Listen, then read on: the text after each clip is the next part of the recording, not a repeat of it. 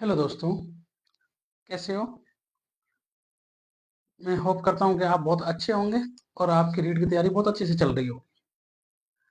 रीट अब अपने पास ओनली कितने महीने बचे हैं? 2.5 महीने, क्योंकि अपने पास विज्ञापन आ चुका है और उसकी डेट भी आ चुकी है। रीट की डेट आने के बाद अब ऐसा लग रहा है कि अपन को कोर्स को कैसे कवर करें। उसके लिए आज मैं आपको बताना चाह रहा हूँ कि 75 दिन में रीट की कैसे तैयारी करें और कैसे इसको क्वालिफाई किया जाए। तो सबसे पहले देखो, आपको पता है कि इसकी डेट आ चुकी है। डेट है अपने पास 27 फरवरी 2025। कितनी? 27 फरवरी 2025। ये अपने पास जो डेट है, अपने पास एग्जाम डेट ये है 27 फरवरी 2025। अब अपन को पता है कि आज से अगर काउंट करें तो भी अपने पास 2.5 महीने ओनली। 2.5 महीने का मतलब 75 डेज। और 75 डेज में अब उनको इतना बड़ा सिलेबस कैसे कवर करें, इसके लिए मैं थोड़ी सी आपको रणनीति बता देता हूं। और आप अच्छे से तैयारी करोगे तो 100% मैं आशा करता हूं कि आपका रीट क्वालिफाई हो जाएगा। 100%। रीट आपकी डेट है 27 फरवरी 2025। और इसमें सबसे बड़ा मसला है इस बार कि पहले 4 ऑप्शन आते थे। पहले कितने ऑप्शन आते थे? ए, बी, सी और डी। इस बार एक पांचवा ऑप्शन और डाल दिया है। ये सबसे बड़ी इस बार की गलतियां करेंगे बच्चे। ये 5 में क्वेश्चन में ही, 5 ऑप्शन में ही गलतियां करेंगे। और अकॉर्डिंग बोर्ड कि अगर आप 10% से ज्यादा क्वेश्चन खाली छोड़ते हो, मतलब कि 150 में से अगर 15 क्वेश्चन आप खाली छोड़ते हो तो आप अयोग्य घोषित मान लिए जाओगे। क्या मान लिए जाओगे? अयोग्य घोषित मान लिए जाओगे। अगर 10% क्वेश्चन आपने ना तो ए भरा, ना बी भरा, ना सी भरा, ना डी और ना ई, कोई भी 5वां ऑप्शन नहीं भरा, आपके 10 क्वेश्चन 15 क्वेश्चन ऐसे छोड़ दिए, तो आपको आपकी कॉपी चेक नहीं होगी। आपको वही क्या होगा? आपको एग्जाम की आपकी कॉपी चेक नहीं होगी, आगे आपकी ओएमआर शीट चेक ही नहीं होगी। अब इसमें बताते हैं कि आप कैसे इसकी पूरी तैयारी करें। टाइम अपने पास दिन कितने हैं? Only 75 days. कितने अपने पास? 75 डेज। 75 डेज में तैयारी करने के लिए हमको सबसे पहले तो क्या करना पड़ेगा? इतना बड़ा ब्रॉड सिलेबस है। ब्रॉड सिलेबस को कवर करने के लिए एक तपस्या तपस्या जैसी, एक ध्यान, तपस्या, एक योगी, ये मानो कि अपन को ये बनना पड़ेगा। अगर 75 दिन में अगर अपन को सफलता प्राप्त करनी है तो क्या बनना पड़ेगा? अपन को एक योगी बनना पड़ेगा। क्या बनना पड़ेगा? योगी, जो अपने पास सिर्फ पढ़ाई से ही मतलब रखे। 75 दिन आप अच्छी तैयारी कर लोगे तो आप रीट क्वालिफाई कर लोगे। अगर अच्छी तैयारी नहीं कर पाओगे इतनी भीड़ में, तो फिर आप रीट क्वालिफाई नहीं हो जाएगा, नहीं हो पाएगा आपका। अब चलते हैं आप 75 दिन में। योगी बनने के लिए आपको कम से कम नहीं तो पर डे अभी से 6 से 7 या 8 घंटे पर डे आपको पढ़ाई करनी ही पड़ेगी। 6 से 8 घंटे पर डे आपको पढ़ाई ही करनी पड़ेगी, तो आप एक योगी जैसी साधना कर पाओगे और आप रीट को एक क्वालिफाई कर पाओगे। मेंस के लिए आप क्वालिफाई हो जाओगे। अब सबसे पहले तो इसमें समस्या ये आती है कि अपने पास क्वालिफाई करें। कुछ क्वालिफाई जिन्होंने पहले एग्जाम दिया, टीचर का दिया, उसमें आप क्वालिफाई नहीं हो पाए, सक्सेस नहीं हो पाए। इसमें 3 चीजें आती हैं। सपोज आपके पास 75 दिन के हैं, उसमें 3 तरह के स्टूडेंट आते हैं, वो मैं आपको बता देता हूं। एक तो फर्स्ट स्टूडेंट, सेकंड और एक थर्ड स्टूडेंट। 3 तरह के स्टूडेंट आते हैं। 3 तरह में एक तो पहले पहले बच्चे तो वो होंगे जो पहली बार एग्जाम में बैठ रहे हैं, जो अभी एट प्रेजेंट टाइम में बी एड BSTC कर रहे होंगे, जिसकी फाइनल ईयर होगी या फर्स्ट ईयर होगी। इस बार गवर्नमेंट ने रूल निकाल दिया, फर्स्ट ईयर में भी हैं वो भी फॉर्म भर सकते हैं। यानी BSc B.Ed, इसमें भी अगर आप फर्स्ट ईयर में हो तो भी फॉर्म भर सकते हो। BSTC इसमें भी अगर फर्स्ट ईयर में हो तो भी आप फॉर्म भर सकते हो, एग्जाम दे सकते हैं। तो पहली बार 3 तरह के बच्चे होंगे, जो एक तो पहली बार, दूसरे बच्चे वो होते हैं जिन्होंने पहली बार एग्जाम दिया बट वो कितनी परसेंट से रह जाते हैं, सपोज वो रह गए कितने से 5 से 10% से रह गए। और थर्ड बच्चे वो हैं जो कि करीब में जाकर 4 से 8 नंबर तक रहे, नंबर तक, यहाँ परसेंटेज यहाँ नंबर 4 से 8 नंबर, 4 से 6 नंबर इतने तक रह जाते हैं। अब इनको कैसे क्वालिफाई करें, देखो आप पहले इनकी बात कर लेते हैं, थर्ड वालों की। थर्ड वालों के 4 से 6 नंबर रह गए, 6-8 नंबर रह गए, तो उनको तो यह है कि इस बार पास होने के लिए, क्वालिफाई करने के लिए रीट रीट अब तो आजीवन कर दिया। एक बार क्वालिफाई कर लो आप आजीवन, आप वापस रीट देने की जरूरत नहीं, जिन्होंने क्वालिफाई कर रखा है वो रीट वापस देने की जरूरत नहीं है। बट एग्जाम जरूर सब दे लेना, क्यों, उससे क्या एक प्रैक्टिस बन जाती है, एग्जाम की क्या बन जाती है, प्रैक्टिस बन जाती है। आप जब आगे मेंस दोगे तो उसके लिए प्रैक्टिस बन जाएगी। तो एग्जाम फॉर्म सभी बनना, जिसे क्वालिफाई कर रखा है तो अच्छी बात है। अगर जिसे पहले क्वालिफाई कर रखा है इस बार क्वालिफाई नहीं हो पाए तो कोई दिक्कत नहीं, कोई दिक्कत नहीं है उसमें। पहले वाला फॉर्म आप लगा दो, आप प्रमाण पत्र, और जिन्होंने नहीं कर रखा है उनका हो जाएगा तो वो अच्छी बात है। तो इसमें जो थर्ड वाले हैं, जो 4 और 6 नंबर से रहे हैं, उनको सबसे पहले क्या करना पड़ेगा कि अब अपने पास 4 से 6 नंबर से जो रहे हैं जो बच्चे, इसमें ये नहीं सोचें अपने आप में कि अब हम क्या पढ़ें, हमको सब कुछ पढ़ा हुआ है, सब कुछ हमने पढ़ रखा है। एक अपने आप में अहंकार नहीं लाएं, अहंकार नहीं लाएं अपने आप में कि हमसे सब कुछ पढ़ रखा है, हम पे सब कुछ आता है, कहाँ से स्टार्ट करें वापस। वो अहंकार, अगर आप में अहंकार आ गया तो 100% आप सक्सेस नहीं होंगे। उसके लिए आपको क्या करें, इनको सब कुछ पढ़ा हुआ है, राजस्थान जीके पढ़ी हुई है, इनको अच्छी तरह से पढ़ी हुई है, इतना अगर 2-4 नंबर से रह रहे हैं तो मैं मानता हूँ बहुत अच्छी तैयारी की उन्होंने, और लक वाइज नहीं हुआ उनका।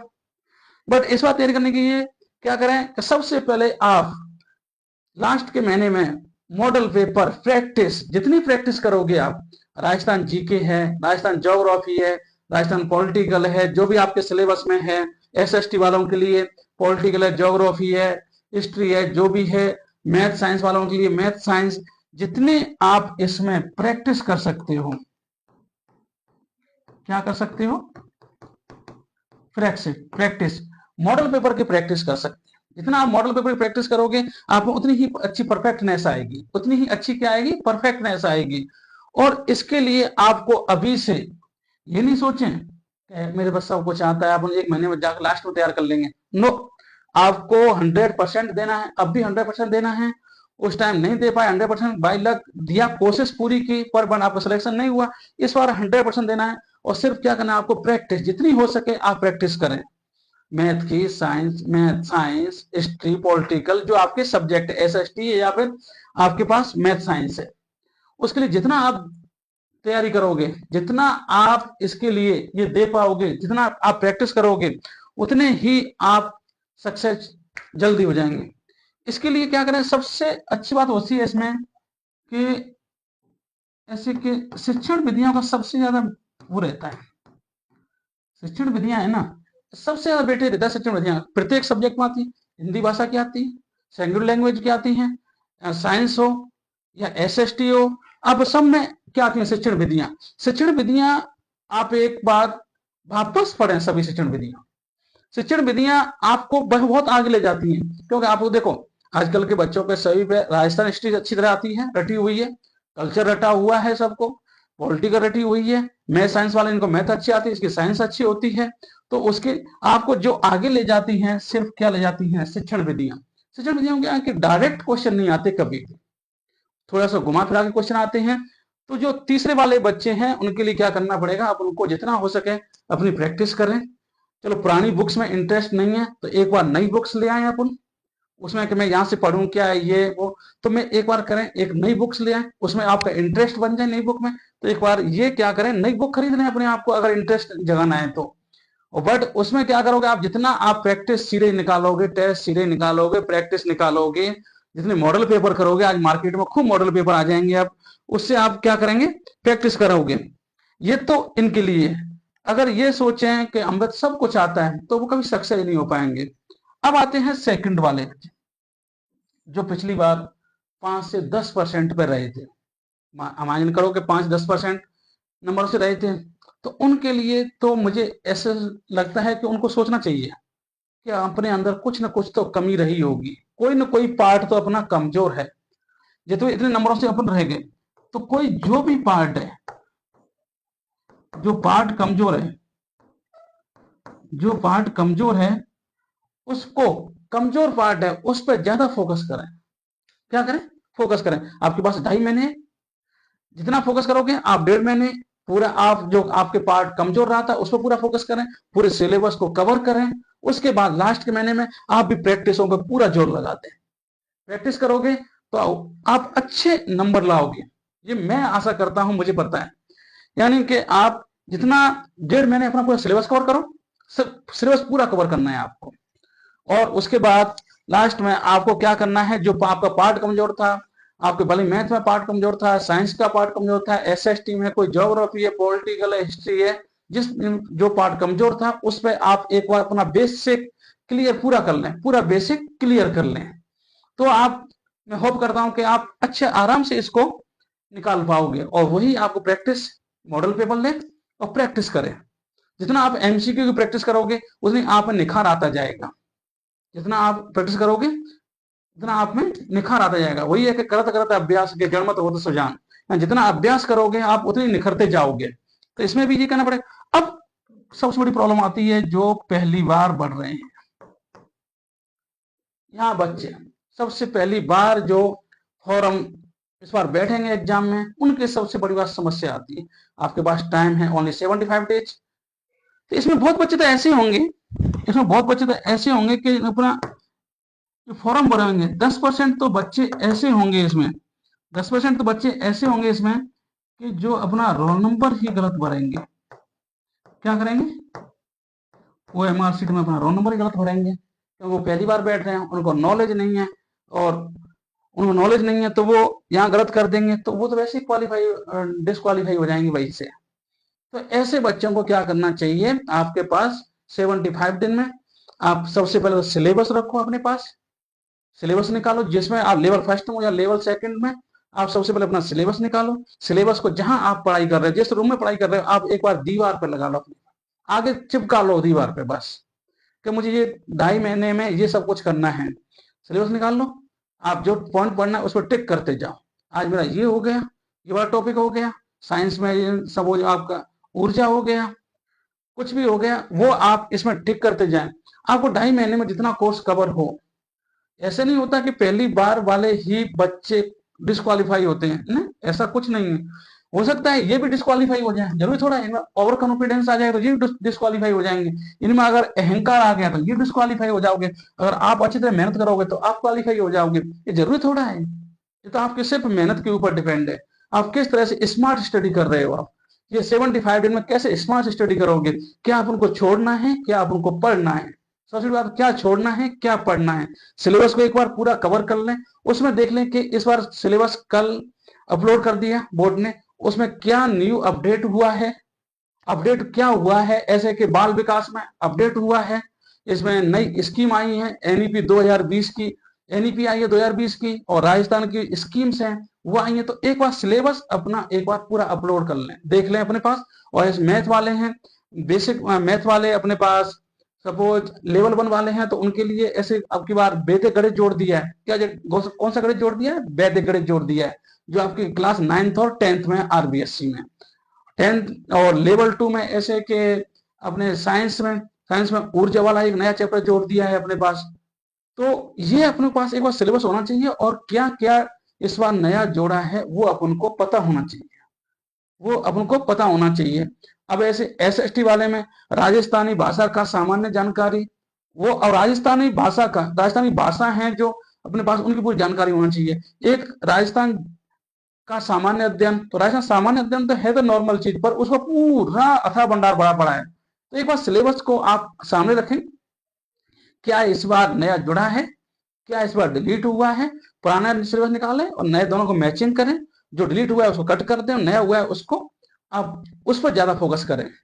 जैसे कि एसएसटी वाले को ऊर्जा, परंपरागत ऊर्जा संसाधन और वैकल्पिक, वो सबसे ज्यादा राजस्थान का फोकस है इस टाइम। एसएसटी वालों के लिए एक नया टॉपिक जोड़ा है इस बार, ऊर्जा, परंपरागत ऊर्जा संसाधन। तो इस बार राजस्थान का सबसे ज्यादा फोकस ऊर्जा संसाधन पर ही है। 100% मैं मानता हूं क्वेश्चन, एक या दो क्वेश्चन यहां से आएंगे ही आएंगे, क्योंकि राजस्थान का अच्छे ऊर्जा में, भले आप अपने इसमें ले लो, आप सौर ऊर्जा है, विंड ऊर्जा है, हाइड्रोजन ग्रीन ऊर्जा है, इन सबसे एक क्वेश्चन बन के पूरा ऊर्जा दे दी अपने पास। 100% मानता हूं मैं क्वेश्चन आएंगे एक या दो। तो इसलिए अपने पास सिलेबस रख लें इनको, तो अपने पास एक बार सिलेबस रख लें, कोर्स कवर, सबसे पहले अपना सिलेबस कवर करें। सिलेबस कवर हो जाने के बाद अगर आपके पास टाइम बचता है तो प्रैक्टिस करें, और ये अपने पास जब भी कोई प्रैक्टिस करता है लिख लिख के प्रैक्टिस करें, लिखकर एक रफ कॉपी लिख लें, उसमें लिखकर प्रैक्टिस करें। तो लिखकर क्या आप लोग को याद रहता है। अगर आप लिखेंगे नहीं तो एक पढ़ते जाएंगे तो आपको एक आज के बाद अपनी मेमोरी क्या होती है, आज थोड़ा ध्यान रहेगा, कल जाके 85%, तो उसके बाद अपने पास जीरो। तो इसलिए लिख लिख के एक बार, ये फर्स्ट वाले जो पहली बार बैठ रहे हैं वो एक बार लिख लिख के अपने आप में प्रैक्टिस करें। इस तरह से अगर आप सही करोगे, अपने पास सही तरह से परफेक्ट स्मार्ट स्टडी करोगे, तो 100% मैं यकीन करता हूं कि आप 100% क्वालिफाई करोगे। अब इसके लिए मैं बात करता हूं कि आपके कौन सब्जेक्ट में क्या क्या है, जैसे कि आपको क्या भरना है आगे। जैसे पार्ट क्या है इसमें, पार्ट लेवल 1 के लिए, लेवल 1 के लिए पहला पार्ट है बाल विकास,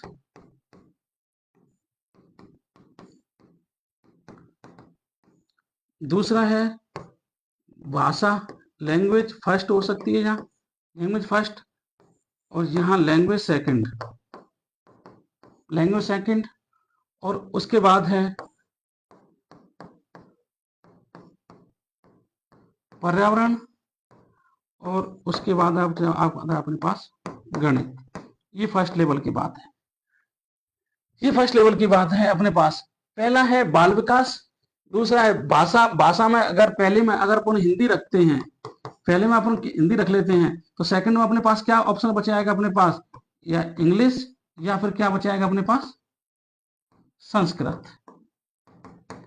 अगर फर्स्ट भाषा लैंग्वेज में आप हिंदी रखते हो तो सेकंड लैंग्वेज में आपको हिंदी या इंग्लिश दोनों में से एक रखनी पड़ेगी। और मैं जहां तक मानता हूं इंग्लिश को ज्यादा टच नहीं करें, तो इंग्लिश, ये हिंदी और संस्कृत है ना, दोनों मिलते जुलते से होते हैं। तो फर्स्ट में अगर आप हिंदी रख रहे हो तो सेकंड में संस्कृत रख लेना। अगर सेकंड में संस्कृत रख रहे हो, सेकंड में हिंदी रख रहे हो, फर्स्ट में क्या रखना है, संस्कृत रख लेना। दोनों क्या मिलती जुलती होती है। अगर जिनमें इंग्लिश वही रखें जिन पे वास्तव में ही इंग्लिश आती है, ऐसा नहीं सोचें कि हम 2.5 महीने में इंग्लिश पढ़ के अपन पास कर लेंगे, इम्पॉसिबल। आप इसको तो एक बार दिमाग से ही निकाल देना। अगर आपने इंग्लिश नहीं पढ़ी है कभी, तो इसको तो एक बार दिमाग से निकाल ही देना। इंग्लिश वही भरे जिनके पास परफेक्टनेस इंग्लिश है, अच्छा आप पढ़ सकते हैं, क्योंकि इंग्लिश का सिलेबस बहुत लेंथी है। वहां इडियम सिनोम्स ऐसे आ गए, इडियम सिनोम्स कभी याद ही नहीं होते, इतने इतने ब्रॉड है। तो इसलिए ये दोनों, अगर फर्स्ट में हिंदी ले रहे हो तो सेकंड में क्या लेना है आपको, इंग्लिश, यहाँ पर्यावरण, और यहाँ क्या है, मैथ। इनमें से इसके क्वेश्चन 30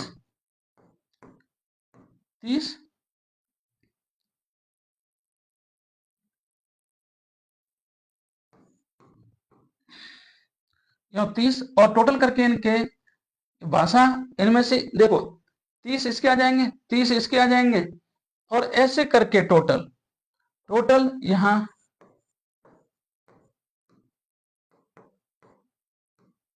कितने हो गए अपने पास, 150। कितने हो गए अपने पास, 150, ये अपने पास। अब इसमें से भी 15 नंबर के तो कम से कम अपने शिक्षण विधि आ जाती है।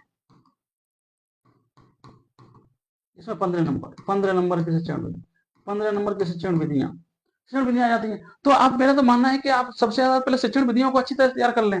कम से कम नहीं तो आप 40% अगर शिक्षण विधियां तैयार कर लेते हो तो 40% आप परफेक्ट, मैं मानता हूं कि 145% आपका पेपर सही हो जाएगा। अगर शिक्षण विधियां तैयार कर ली तो आपने, शिक्षण विधियों का वेटेज सबसे ज्यादा रहता है, और शिक्षण विधियां कभी भी डायरेक्ट नहीं पूछी जाती। तो शिक्षण विधियों के लिए कोई स्पेशल एक बुक ले लेना, ऐसे नहीं पढ़े अलग, शिक्षण विधि के लिए कोई स्पेशल एक बुक ले लें।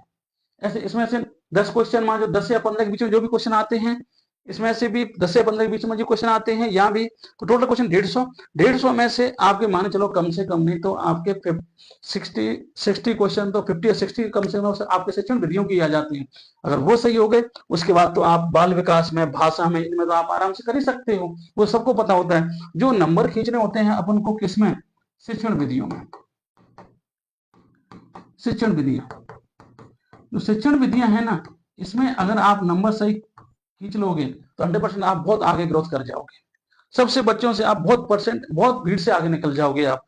शिक्षण विधियां आपने अगर सही परफेक्ट पढ़ ली तो। ये तो आपके किसका था, लेवल 1 का मैटर, लेवल 1 का मैटर। अब आता है किसका, लेवल 2।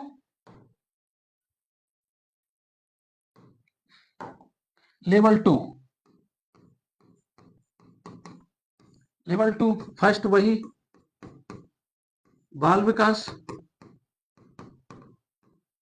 दूसरा भाषा फर्स्ट लैंग्वेज, तीसरे सेकंड लैंग्वेज, चौथा एसएसटी या फिर साइंस, ये होता है।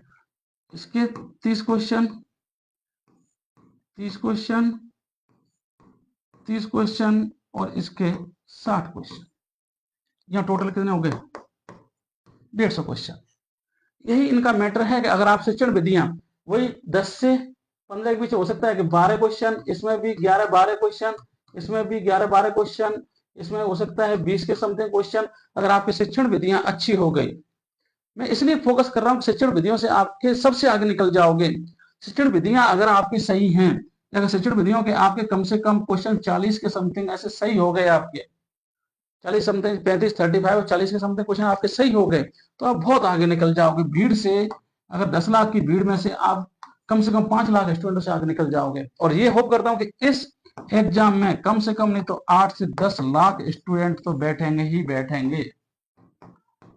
इसमें 8 से 10 लाख स्टूडेंट बैठेंगे ही बैठेंगे थे। तो आप उनको पीछे छोड़ने के लिए क्या करें, अपन सबसे ज्यादा फोकस किस पर करें, शिक्षण विधियों पे। शिक्षण विधि फोकस करोगे तो आप 100% पहले से आगे निकल जाओगे। शिक्षण विधियों के अगर आप फोकस नहीं किया तो मैं गारंटी दे रहा हूं कि आप क्वालिफाई नहीं हो पाओगे। अगर शिक्षण विधियां आपकी कमजोर रही तो शिक्षण विधियों डायरेक्ट क्वेश्चन कभी नहीं पूछे जाते, आपको घुमा फिरा के पूछते हैं। मैथ की शिक्षण विधि है, यहाँ पर साइकोलॉजी की है, ये साइकोलॉजी है अपने पास, यहाँ ये भाषा मान लो हिंदी ले ली पहली, और दूसरी अपने क्या ले ली, इंग्लिश ले ली, इंग्लिश या संस्कृत कोई भी। इसके भी डायरेक्ट कभी भी शिक्षण विधियां नहीं पूछी जाती, घुमा फिरा के आती हैं। अगर क्वेश्चन गलत करते हो तो आप भीड़ में से पीछे जाते हो। इसलिए भीड़ को पीछे छोड़ने के लिए आप क्या करें, शिक्षण विधियों को अच्छी, उनके लिए स्पेशल बुक को ले लें, स्पेशल बुक ले लें। ये पहले क्वेश्चनों का मैटर कर दिया, टोटल क्वेश्चन 150, टाइम 2.5 घंटा, कितने 2.5 घंटे, कितने अपने पास 2.5 घंटे, 150 क्वेश्चन 150 मिनट, 1 मिनट में एक क्वेश्चन। ये तो इसका मैटर हो गया। अब आते हैं कि अपन क्या करें इनके लिए बुक्स, कि कैसे इनको पढ़ा जाए। इनको बुक्स पढ़ने के लिए देखो, बुक्स मैं कहता हूं कि आप इनके लिए तो स्पेशली बुक्स पढ़ लें। जैसे कि सबसे पहले तो स्पेशली बुक्स शिक्षण विधियां, भले आप किसकी भी ले सकते हो, मार्केट में खूब है शिक्षण विधियां। स्पेशली बुक पढ़ लें, हिंदी,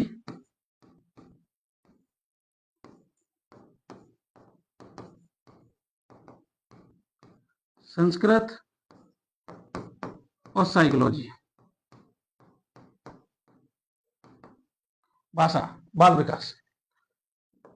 इनके लिए आप स्पेशल बुक या खुद के नोट्स हो तो ही पढ़ना। आप स्पेशल बुक्स इनके लिए, शिक्षण विधियों के लिए स्पेशल बुक्स मार्केट्स में खूब होंगे, आप ले सकते हो। मैं नाम नहीं बताना चाहता। हिंदी के लिए आप सबसे बेस्ट, ग्रामर के लिए, हिंदी के लिए राजस्थान आरबीएससी की बुक चलती है 9 से 12 वाली, वो पढ़ लें। संस्कृत के लिए स्पेशल बुक पढ़ लें। साइकोलॉजी के लिए मार्केट में खूब बुकें हैं, आप आराम से पढ़ सकते हो। साइकोलॉजी में खूब अच्छी बुक्स हैं। अब आते हैं अपने पास एसएसटी और साइंस। इनके लिए आप अपने नोट्स यूज करें। पहले नोट्स बना रखे हैं, नहीं बना रखे हैं तो मार्केट्स में से कोई गाइड ले लें। हमेशा नोट्स करने का एक गाइड तो जरूर ले लेना। आप गाइड कोई भी ले लेना, मैं ये नहीं कह रहा किसकी लेनी है, आपको जो अच्छी लगे। मार्केट में इतनी है, मैं किसी का नाम नहीं लेना चाहता। जो गाइड आपको अच्छी लगे वो गाइड एक जरूर रख लेना। गाइड में से क्या होता है कि अपन को एक नॉलेज मिलती रहती है कि क्या कहाँ से क्वेश्चन किस तरह से आता है, किस तरह से अपने पास कंटेंट है, वो अपने को एक नॉलेज मिलती रहती है। और सबसे बड़ी बात, आप 5 से 10 साल के ओल्ड पेपर जरूर पढ़ लें। अगर ओल्ड पेपर पढ़ लिया आपने, इस पहले आपको रीट, आरटेट जो भी हो सीटी जो भी हो, उसके ओल्ड पेपर जरूर पढ़ ले। 5 से 10 साल के जो ओल्ड पेपर हैं, मार्केट में खूब है, ऑनलाइन भी खूब है। आप इनको प्रैक्टिस करोगे तो आप, मैं आशा करता हूं कि बहुत अच्छे नंबर आ जाएंगे आपके। ये जरूर ध्यान रखना कि इनकी आपको स्पेशल ही बुक पढ़नी है। ऐसा नहीं कि आप जो मार्केट चल रही है अपने पास या इसके जो नोट्स हो आपके पास तो ही पढ़ना है, क्योंकि ये सबसे ज्यादा वेटेज यही देते हैं अपने लिए। ये बेटे देने शिक्षण विधियां, ये अपन अगर गलत हो गए तो यहाँ पे मात खा जाओगे। हिंदी के लिए अच्छी बुक्स मार्केट में खूब है, राजस्थान आरबीएससी के, और संस्कृत में भी। अब देखो बुक्स में सबसे पहले तो क्या करें, एक बुक ले लो आप एनसीईआरटी, दूसरी आरबीएससी 6 से 12 तक, जो राजस्थान की बुक है आरबीएससी की 6 से 12 तक। और एक क्या करें, कोई सी भी गाइड ले लो आप, मैं गाइड का नाम नहीं दे रहा, आप कोई सी भी एक गाइड ले लो। अगर ऐसा करोगे, आप ऐसी प्लानिंग बनाओगे, तो मैं आशा करता हूं कि आपका 100% रीट क्वालिफाई हो जाएगा। अपने पास कितने दिन बाकी हैं, ओनली 75 डे। कितने दिन बाकी हैं, 75 डे। दिनांक आ चुकी है अपने पास 27 फरवरी। इसमें एक अच्छी चीज मैंने आपको बताई थी, अच्छी चीज ये है कि आपको, ये अच्छी चीज मैंने बताई थी आपको, ये वाला मैटर, कि आपके पास 4-5 ऑप्शन देंगे इस बार। ऑप्शन कितने होंगे, 5। कितने ऑप्शन होंगे आपके पास, 5 ऑप्शन। 5 ऑप्शन में से अगर आपको कोई क्वेश्चन आया, कोई भी क्वेश्चन आया कि राजधानी क्या है, और आपको नहीं पता है कि मेरे वहां आपके ऑप्शन दे अलवर, भरतपुर, जयपुर, जोधपुर, और नीचे अनुत्तरित उत्तर, तो आपको नहीं आ रहा है तो लास्ट वाला 5 वाला अनुत्तरित उत्तर पे 100% गोला करें। नहीं आ रहा है तो आप 100% इसमें गोला करें। अगर गोला नहीं करोगे आप, आपके ऐसे 15 क्वेश्चन छोड़ दिए, आपकी copy check, OMR sheet check नहीं होगी, आप वहीं डिस्क्वालीफाई हो जाओगे। ये आप, मैंने थोड़ी सी कोई आपको अच्छी वाली तैयारी करने के लिए मैंने आपको तरीका बताया। इसको मैं होप करता हूं कि आप इसको एक बार अच्छे से तैयारी कर लें, और मैं ऊपर वाले से आशा करता हूं, और आपसे भी ऊपर वाले से तो एक प्रार्थना करता हूं, और आपसे आशा करता हूं कि आप रीड क्वालिफाई करें। उसके लिए हम बहुत जल्दी आपके लिए क्लास लेके आएंगे, मैथ्स की क्लास लेके आएंगे। आपको राजस्थान एसएसटी में कल्चर जो मेरे साथी हैं रूप सिंह जी, वो पढ़ाएंगे आपको। मैथ मैं खुद पढ़ाऊंगा आपको, और उसका शिक्षण विधियां वो भी हम आपको पढ़ाएंगे। धन्यवाद।